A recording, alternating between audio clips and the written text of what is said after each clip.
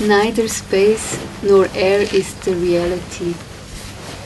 Neither earth nor fire is the reality. If there's only the timeless one, all is Shiva. Which then is the cloud and which is the rain? Question was a question. If there's no distinction between a thought image and the world, if there's no distinction between a thought image and the gods, if there's only the timeless one, all is Shiva.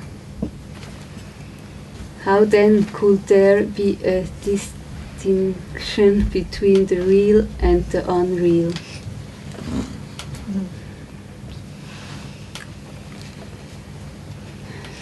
There's no distinction between the living and the dead. There's no distinction between alike and different. If there's only the timeless one, all is Shiva. How then could one speak of going or coming? They give it to me.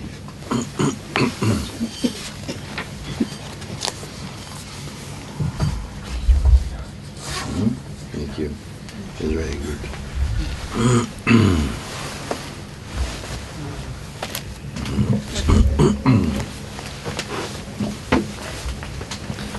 So the Avadhuta is saying like that, no? That neither space nor air is the reality. He's starting like that. Neither space. Space is the most subtle of the elements. The most subtle. And very often in the higher expressions of in the spiritual discourses, you notice the language is moving away from kind of concrete forms, becoming more ethereal, more light. So words like space and air and the elements, they start to speak only now the elements also.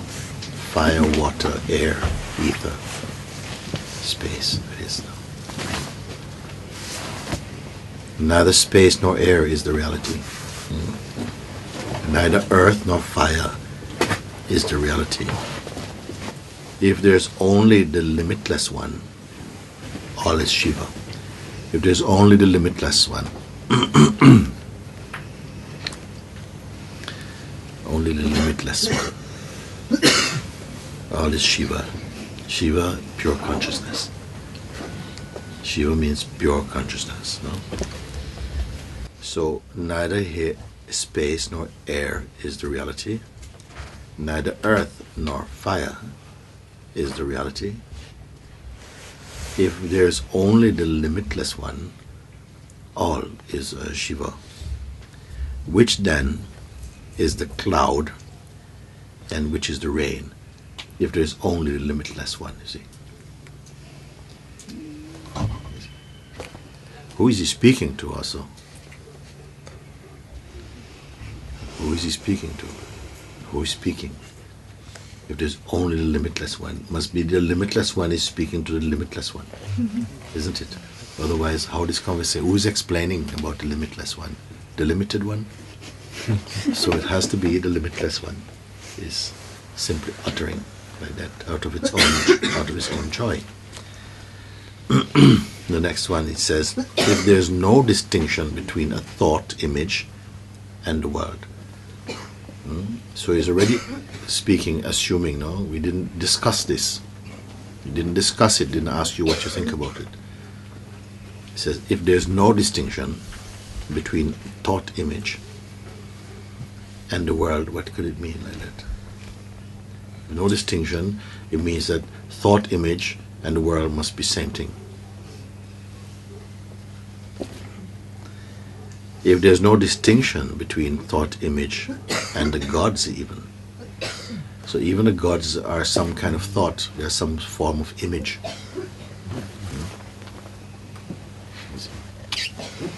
Then some people start to get uncomfortable, you see. So even the gods, they are themselves also formed out of thought. From the perspective of the sage, no? He's saying like that. So if there's no distinction between a thought image and the gods, if there's only the limitless one, all is Shiva. So if there's only the limitless one, all is Shiva consciousness. All is consciousness only. All is forms of consciousness only. Appearing as variety, but all of them somehow, the ashes of all of them is the same thing. The DNA of all the appearances must be Shiva. This is, if you follow that.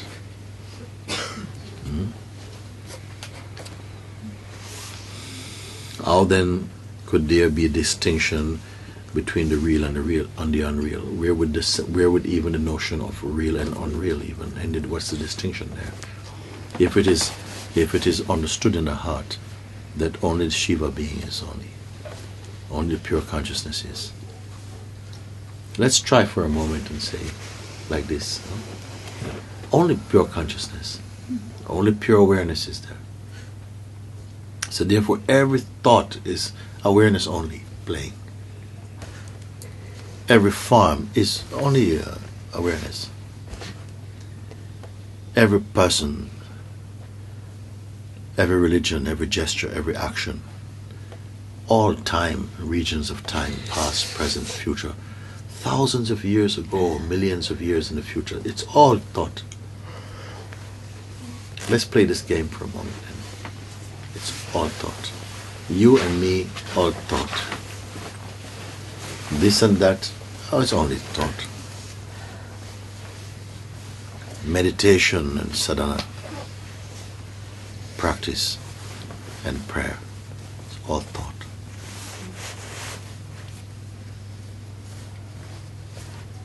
Coming nearer, nearer, nearer to God. It's just thought. There's only the limitless one.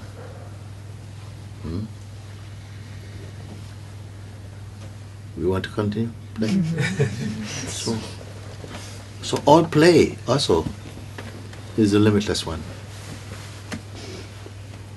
The fact and the fiction, no, they're all the limitless one. The limitless one is appearing as this thing and that thing. Husband and wife, you and me, master, disciple.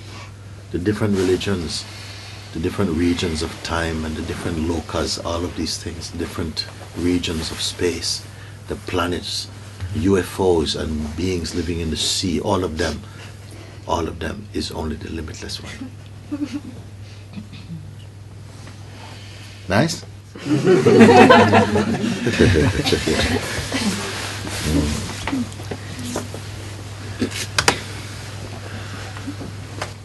Now, there is no distinction between the living and the dead.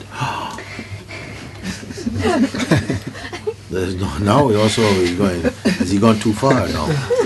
There's no distinction between the living and the dead. How can you say that, things like this? Because what is called life is only the limitless one. Death is only the limitless one. It's all thought.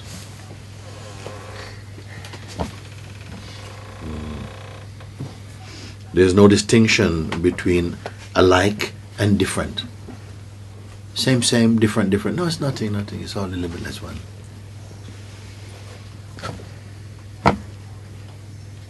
This one is very near, that one is very far. No, there's no difference. It's all the limitless one.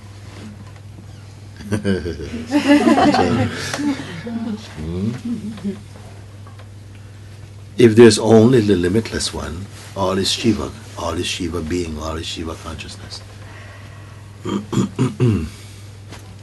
How then could one speak of going and coming, going or coming? So when we say, sometimes I find that when I'm really focused in my meditation and I'm sitting here and there's only the one. Well, there's only the one. Where's the two? Sometimes I feel very near and one with God. Another time I feel so separate. Yes, it's okay. It's all the limitless one playing. Coming and going, living and dying, heaven and hell. Heaven and hell? Oh, heaven and hell. No, it's all a limitless one.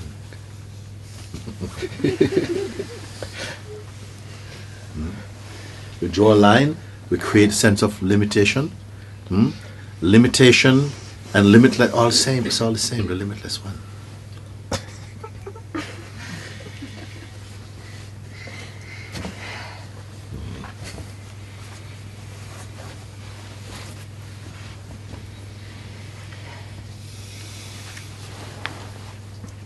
Should we go on? Well, going on or stopping is all the same. It's all the limitless one.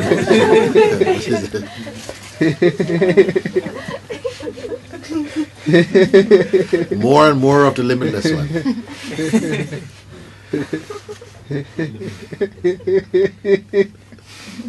It's a nice game. It's a very nice game, isn't it? Yeah.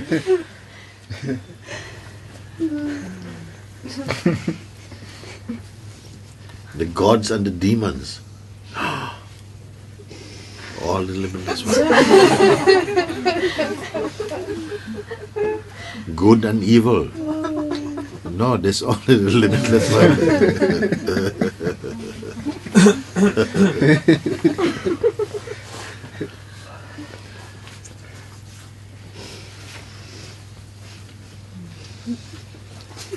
Praising God. Cursing God. Oh no, it's all the limitless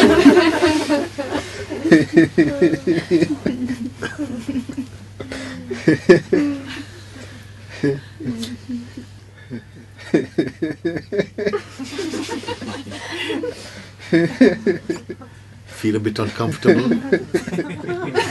It's a limitless one.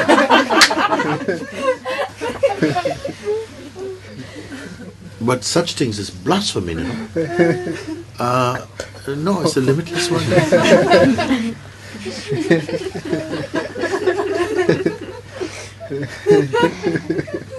I don't agree. I agree. No, it's all the limitless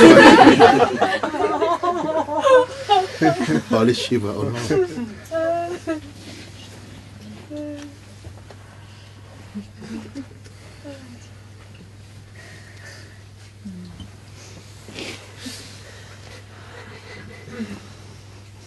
I'm just not able to concentrate. Sometimes I try to meditate, my mind just goes crazy. It's okay, it's all the limitless one.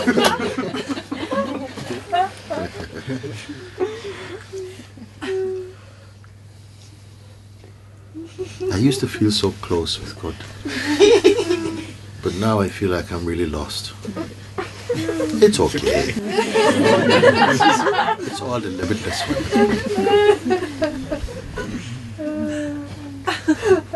Huh? You read it, no? I gave it to you and you read it. The limitless one, you read it.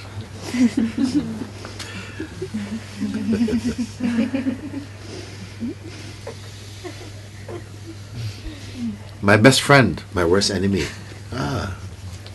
It's all the limitless one. Then what remains with you? The limitless one.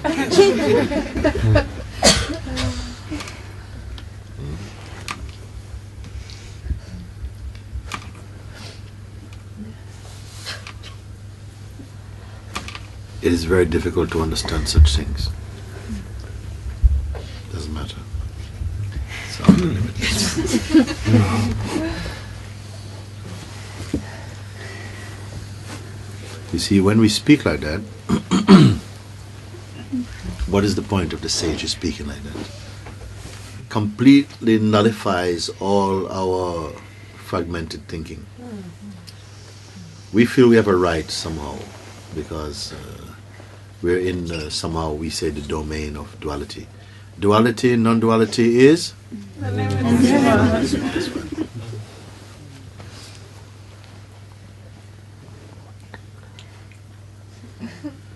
Instant happiness.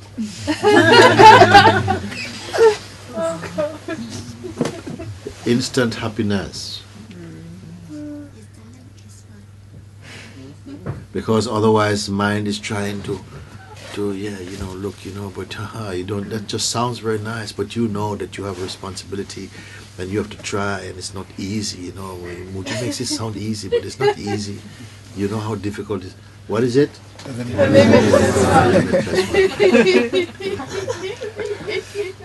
The limitless one is playing as the mind, trying to trick the limitless one. And both the trickster and the limitless one is the same limitless one.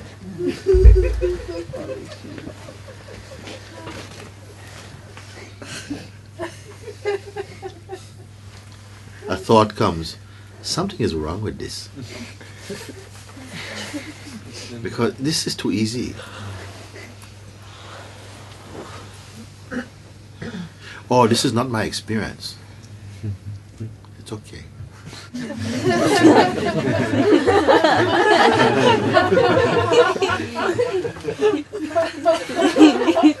That's exactly what the limitless one wants to say right now. It is not my experience. I'm sorry, I don't agree. You're all laughing like you're all enjoying yourself, but you'll soon be down again. It's okay. Because limitless one. Best satsang.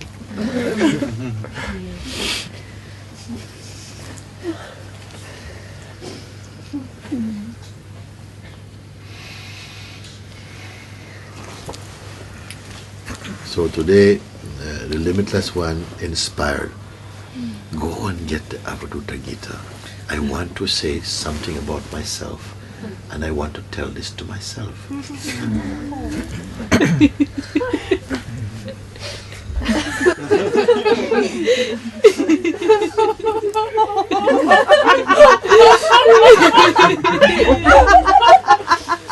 Because it's been a long time that I've said something like this to myself.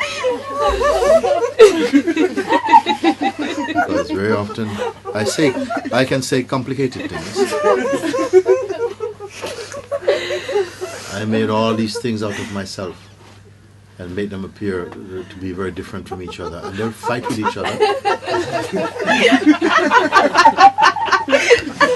But today, I want to say something to myself to make myself very happy again.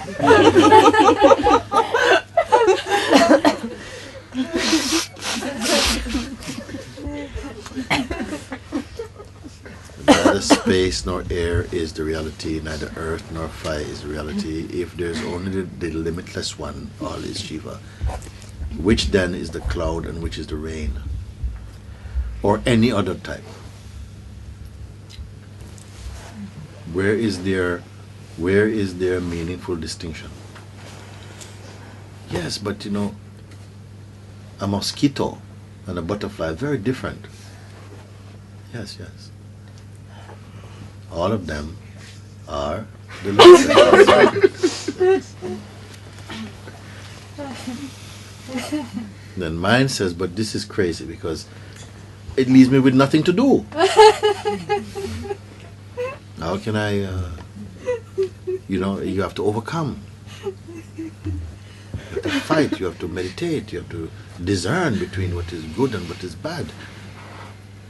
You cannot just throw some blanket over everything and then say it's all the limitless one.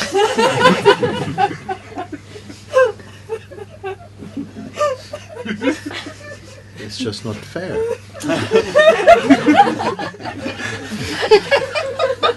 You know how much energy has gone into taking this life so seriously, and you are coming along and talk about everything is a limitless one. Have you no respect for my hardship?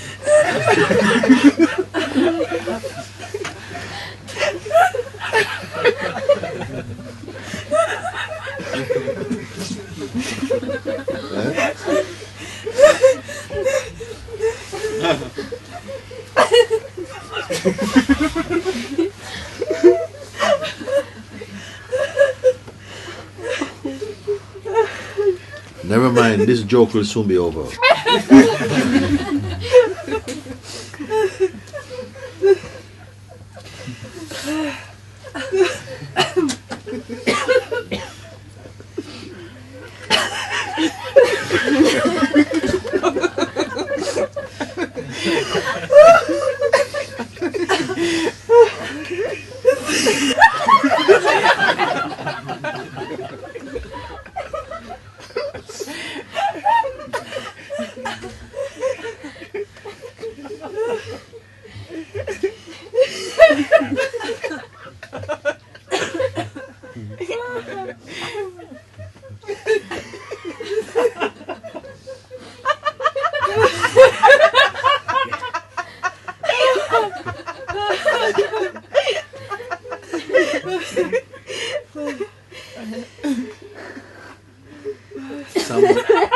Some get it, some don't get it. But it's all okay. Because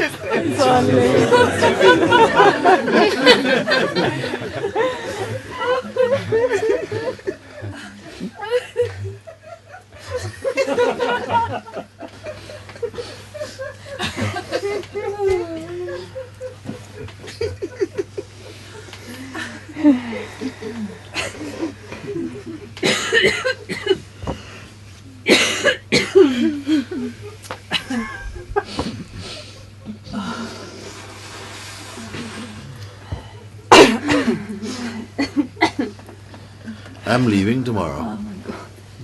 Oh, you? I'm staying.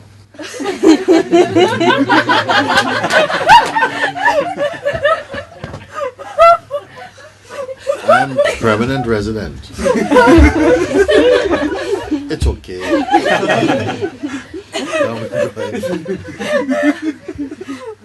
Why? Because? It's all limitless one.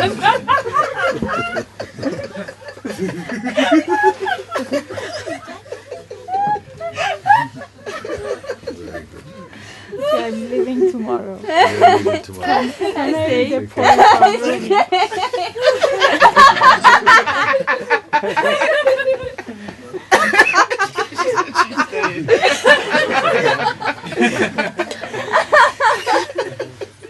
You have this poem from Rumi you wanted to search? Yes. Oh, okay. Because I'm leaving tomorrow. It's okay.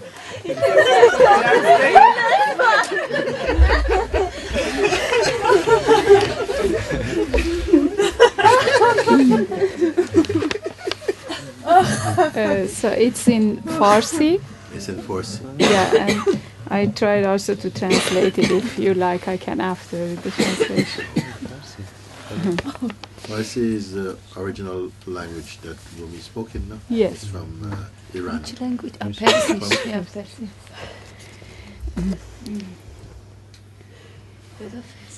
حیلت رها کن عاشقا دیوانه شو دیوانه شو وندر دل آتش در بیا پروانه شو پروانه شو هم خویش را بیگانه شو هم خانه را ویرانه کن وانگه بیا با عاشقان هم خانه شو هم خانه شو رو سینه را چون سینه ها هفت آب شو از کینه ها وانگه شراب عشق را پیمانه شو پیمانه شو باید که جمله جان شوی تا لایق جانان شوی گر سوی مستان می روی مستانه شو مستانه شو ای ناطق بر بام و در تا کی روی در خانه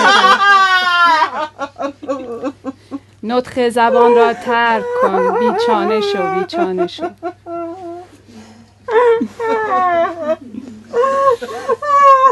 It's beautiful just like this. We are going to ask you to translate. I have a translation here. You have a translation Yes. there. My camera person has just collapsed.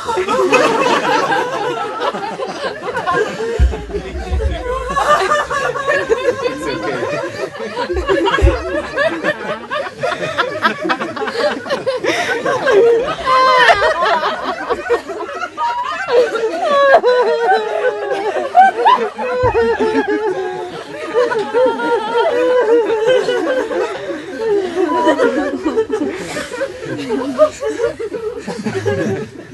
Beautiful.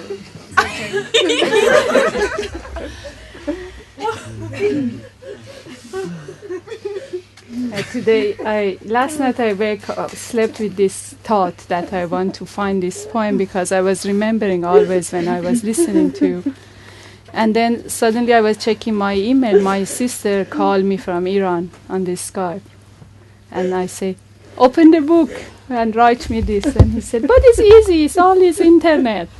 I say, okay, just send me. And then she sent it me. So I'm happy. You want the English translation? Yes. From who is it? Rumi. Don't be clever, my dear. Be crazy, be crazy. Be a butterfly.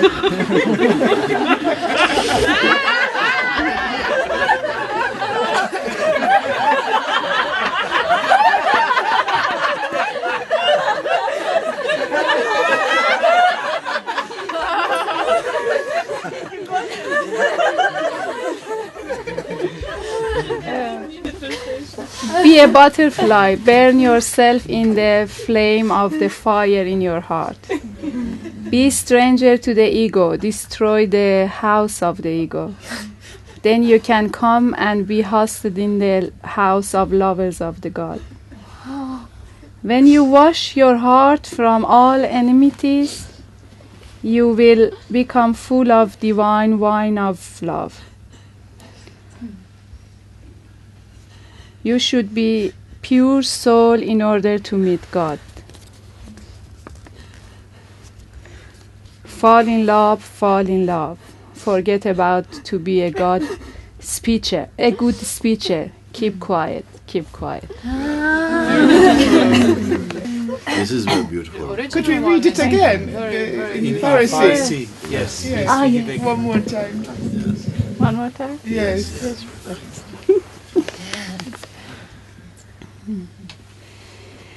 حیلت رها کن عاشقا دیوانه شو دیوانه شو وندر دل آتش در بیا پروانه شو پروانه شو هم خویش را بیگانه شو هم خانه را ویرانه کن وانگه بیا با عاشقان هم خانه شو هم خانه شو رو سینه را چون سینه ها هفت آب شو از کینه ها وانگه شراب عشق را پیمانه شو پیمانه شو باید که جمله جان شوی تا لایق جانان شوی گر سوی مستان می روی مستانه شو مستانه شو ای ناطق بر بام و در تا کی روی در خانه پر نطق زبان را ترک کن بیچانه شو بیچانه شو.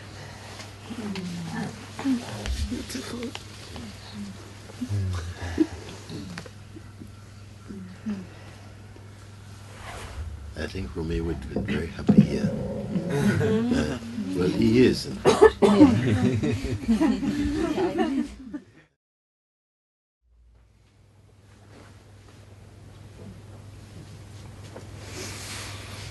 Normally in our culture, upbringing, conditioning and so on, we are somehow conditioned to work always with a fragmented mind.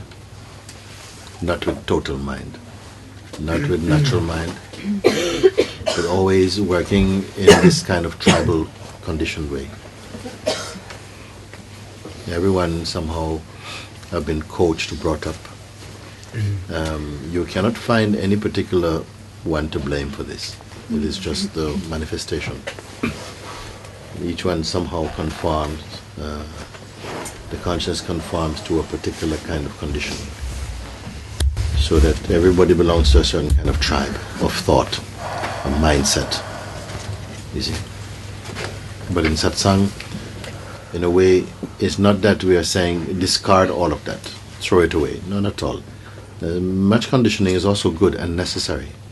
It's part of the game, the role that consciousness must experience again in order to refine itself and then to return to its original nature, you see. So in satsang, we're again introduced, guided back into your universal being.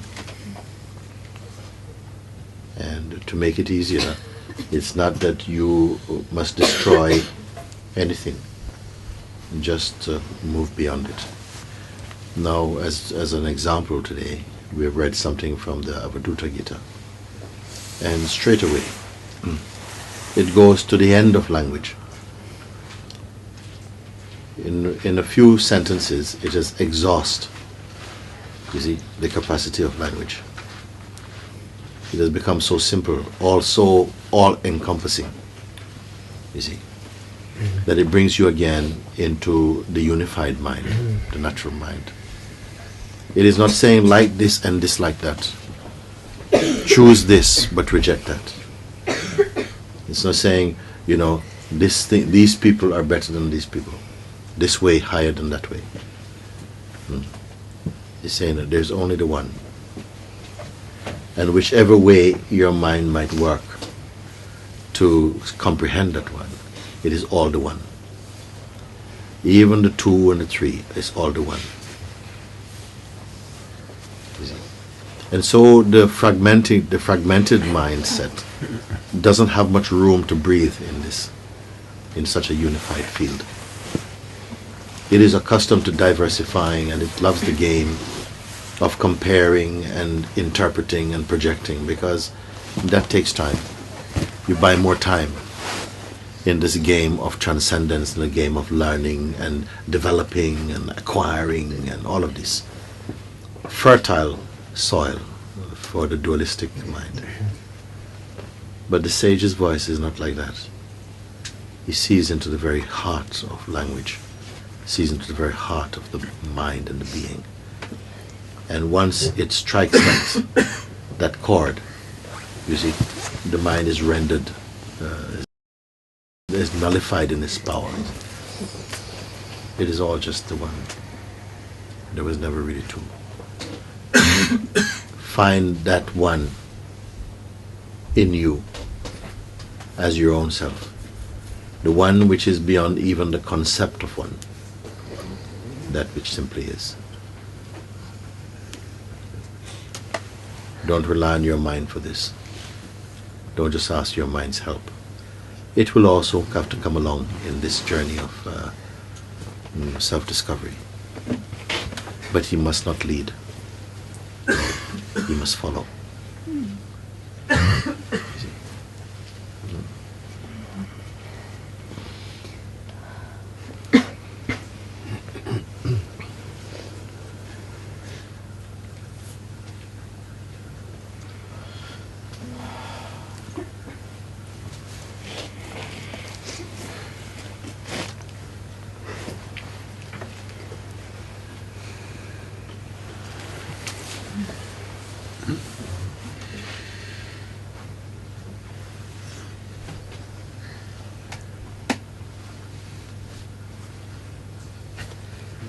If you identify with a limitation, you will not really deeply want this game to end. You may say that with words, but in your heart you will deny it at some point.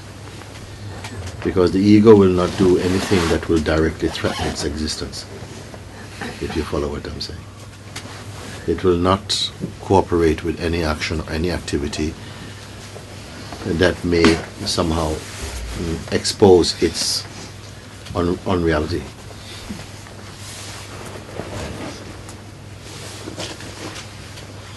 A higher power must be there to expose that.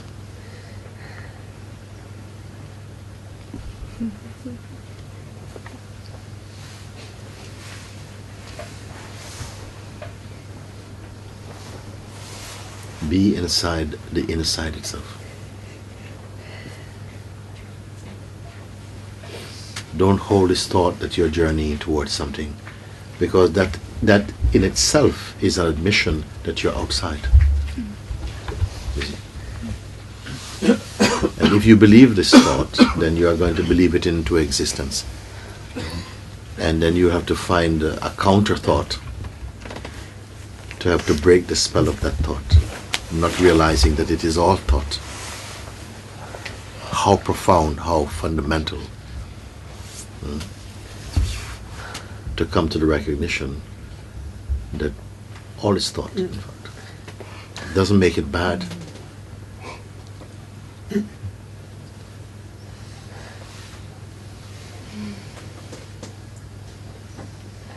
then the thought cannot exist by itself, independent of the perceiver of the thought. Where is the position of the perceiver of thought? Who is the perceiver of thought? The one who perceives thought but is not bound by thought. Who is it? Put your attention on that. And immediately, there's a sense of expansion. Fix your attention on a very limited identity, and there's immediately a kind of contraction. There's already a squeeze, a claustrophobia inside the beingness. Because the person has so many obstacles, so many enemies, so many forces to work out, to work through, to push away, to attract. It's a very busy entity.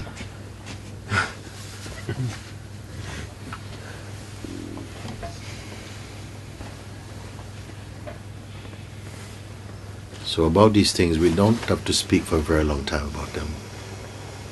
If you're speaking too long, too many things, be sure that most of it is a lie.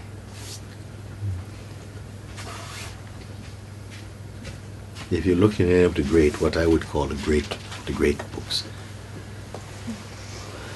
they're not even particularly teaching anything. Like such as this, we've just been reading a bit from the Avadutta Gita. It's not so much a kind of teaching book. It is like the spontaneous utterances that are the outpourings, you see, of that liberated mind, natural mind. You see. And they illumine and they inspire and remind rather than teach. They go right to the source, to the core, and they detonate their power there. And this is why so quickly people feel set on fire. They find that their mind is somehow deconstructing from all this superstructure of illusory thinking, you see. And this is the direct way. It is not putting responsibility in the hand of the illusory ego identity. It is exposing it from the outset to show very clearly and irrefutably that you cannot be that. You cannot be somehow the conditioned identity. It is only a sort of a mirage, a construct. Rather, you are the witness of it. The detached, dispassionate witness. Within yourself, you'll find a space which is uncontaminated and uncontaminatable. It is coming increasingly into light, to the point where no more doubt will be around it, you see.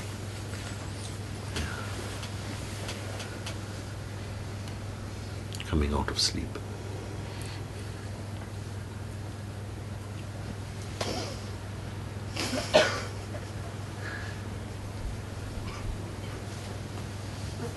There are certain states which we are coping with now, bearing now, but in a short time they will be unbearable for you.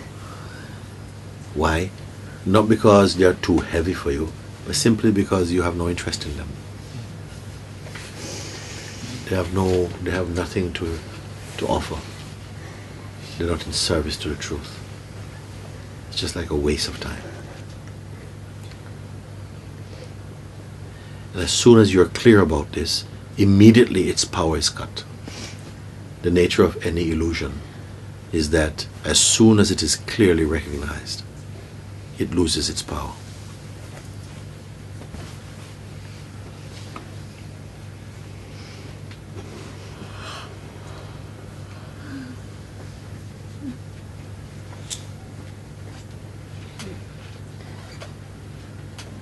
Where else would you hear that what you're searching for is already what you are? That your deepest longing, your purest desire is already fulfilled. It is already pure. But it has to be recognized. That's all. It has to be recognized. It doesn't need imagination nor creative thinking. Very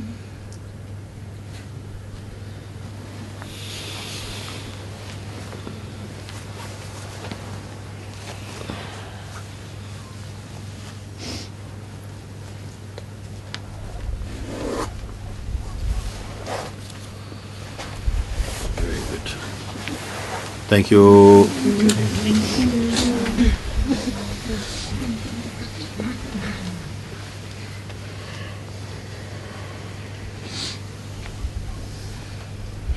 May all who are in search of the truth, which is to be found inside your own heart, come quickly to that full recognition.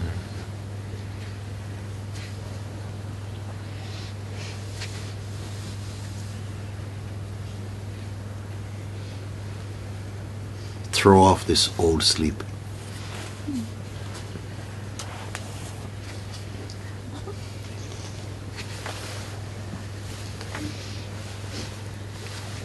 Shake off this whole tired self.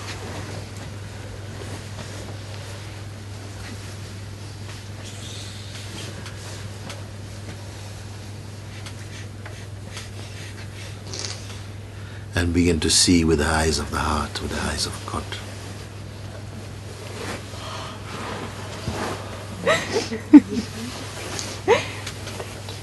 Yeah.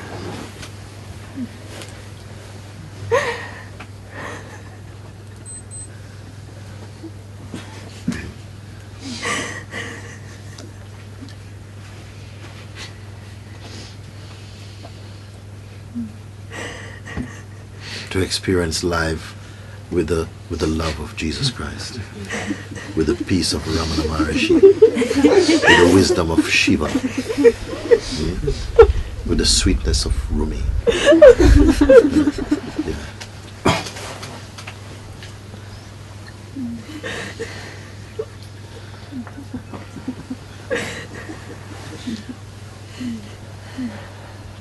All of them have their home in the heart. They have found it.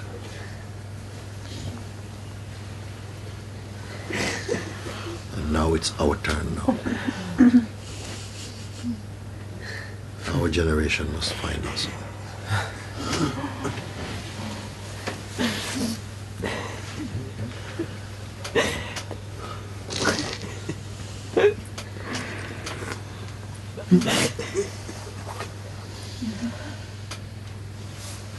May each one come to know you cannot separate from what you cannot leave.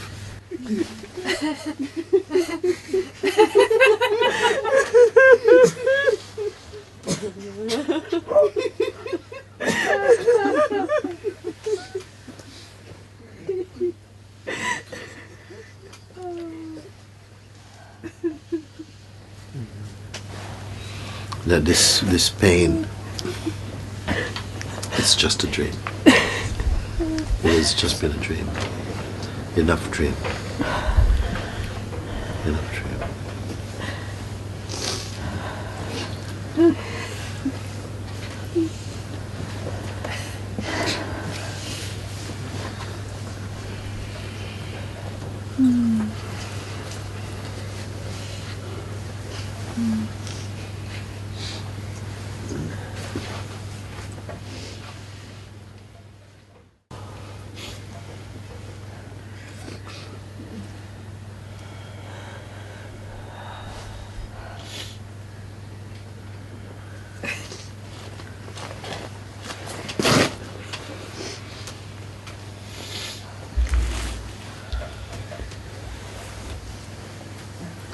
So whatever it is that we may feel has been holding us back, it's time to know it is not real. It has never been real. Nothing holds you back. Just the thinking and the believing in those thoughts, they somehow play a role in that. Your heart has never been guilty of any sin, of any crime. It's just been a long dream. Long dream.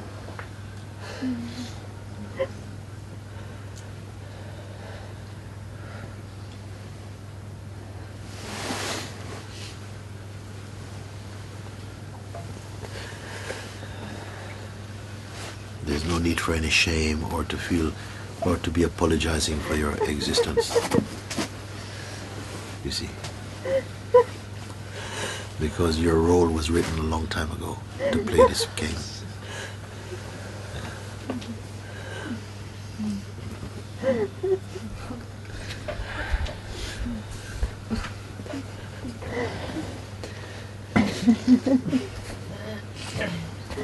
That's good.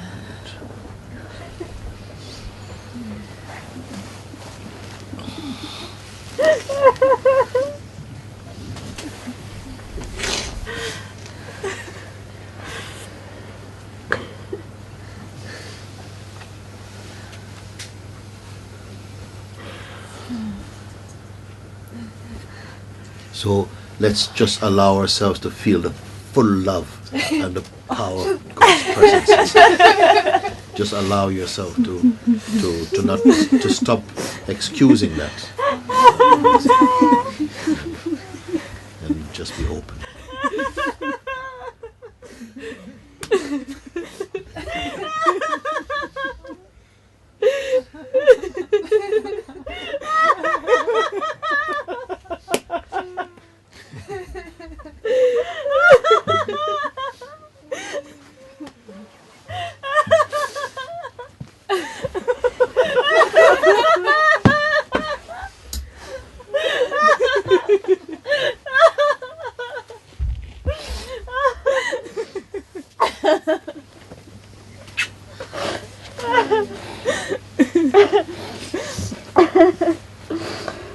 Master, your words is a sweet song, but not for my ears. It is a song for my heart, and my heart is singing with you, but there is only one voice.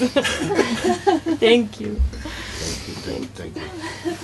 It must come to some point where we can just throw off our hesitations, our excuses and everything, and allow, because not from the side of the truth is it hiding itself. It's not drip feeding love to you. It's fully here, and to embrace that, to just say yes, I'm here for this.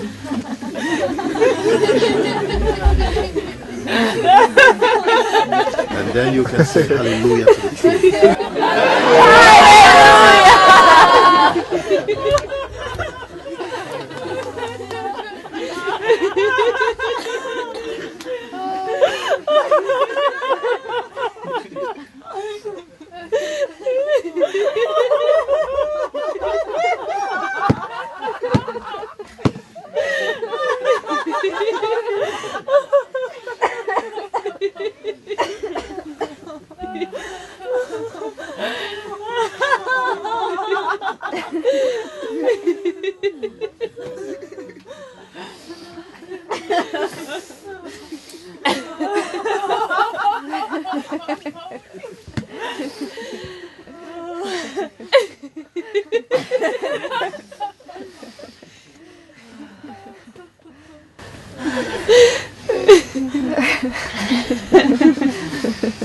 So just to know that nothing binds you. These have just been a whole ghost stories from the mind. They've just been a long sleep. And to enjoy your freedom. Enjoy your freedom.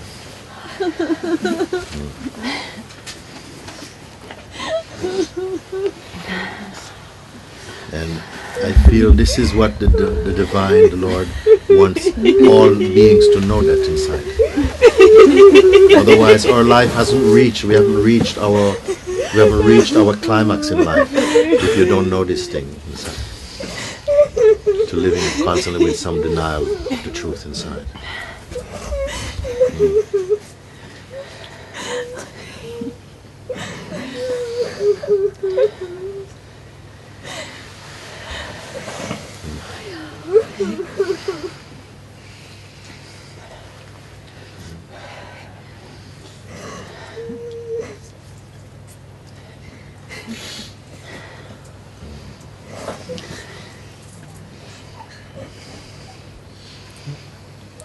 And so from these days, you'll see, from onwards from these days, you will experience, in fact, the full power of the presence, because you somehow welcome it. You're not trying to explain it, don't explain it, don't even learn about it. Just embrace yourself in it. And see how life can be simple in its expression, because truth cannot be just effort. All these are the myths of the mind, all these are the lies of the mind, like that. And you have been here, we are here to overcome that, to transcend that. That is the great transcending. You see? To stop looking out to life, looking out at life from underneath the bed. Why are we doing this thing? You see? At the same time, it's not going out, it's not being super confident, it's not about this. But to feel the full silence of our being and live in the fullness of that light. You don't have to imagine, because it is itself speaking through you. You don't have to say a word.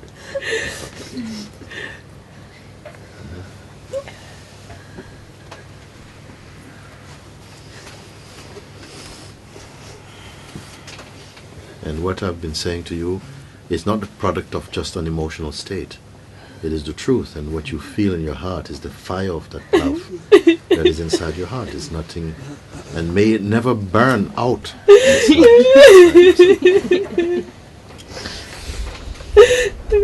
Because truth is not a mood. Moods may come and go, but the truth does not come and go.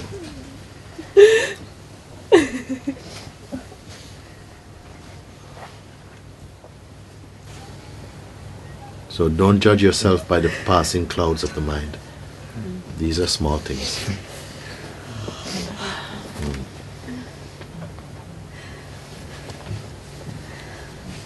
And stop taking life so personally. There's nothing personal. But there's space for the person to play also. Really play.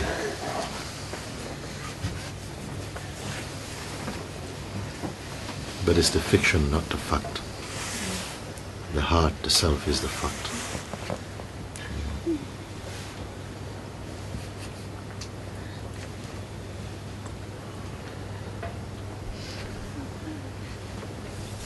Very happy. Thank you. Thank